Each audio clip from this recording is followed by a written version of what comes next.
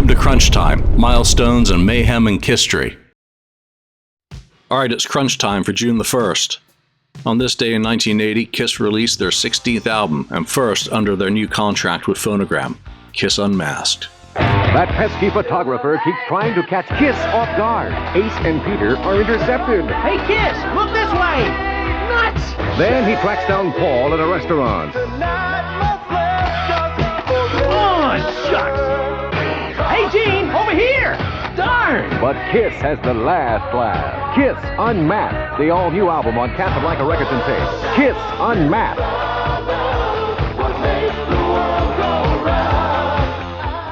As had been the case on the majority of the previous album songs, session drummer Anton Fig was again utilized in place of Peter Criss. Peter's imminent departure was widely rumored in the press during the spring of 1980, prior to the album's release, and had been finalized within the Phonogram contract signed April the 1st.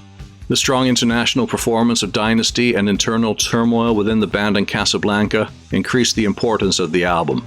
The band had a fresh new 6-album deal worth a potential $15 million, so they had a clear goal of expanding their popularity to new listeners and new markets as their demographics shifted at home and abroad.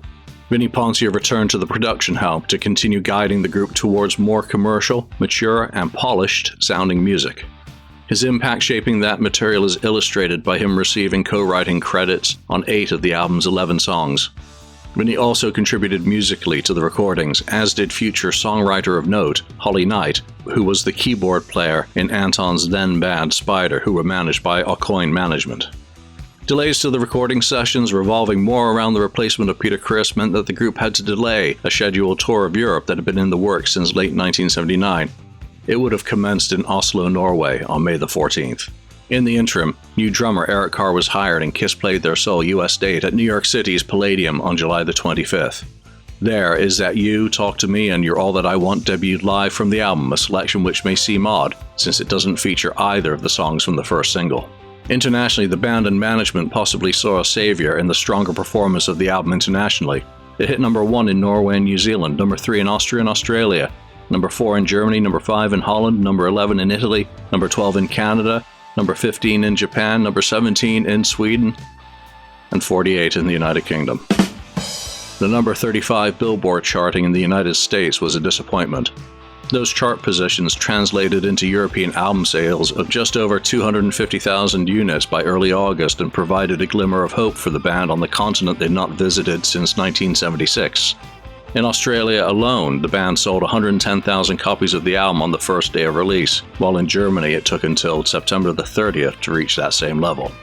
Likewise, Shandy was a top 10 hit in several markets, but ultimately did not become the breakout hit it had been expected to.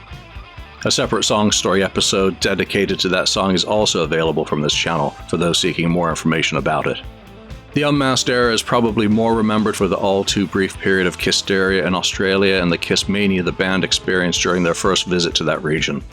To a certain degree, it clouds the reality of the album cycle and a money-losing tour in Europe, yet the primary success of Kiss Unmasked was the successful integration of a new band member and character design, and generally surviving 1980 intact.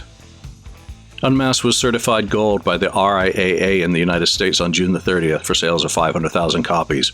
If the 1980s are a black hole in terms of sales stats, then the modern SoundScan era is represented with sales of 177,000 units between 1991 and March 2012. What's your favorite song from Kiss Unmasked? Answer in the comments.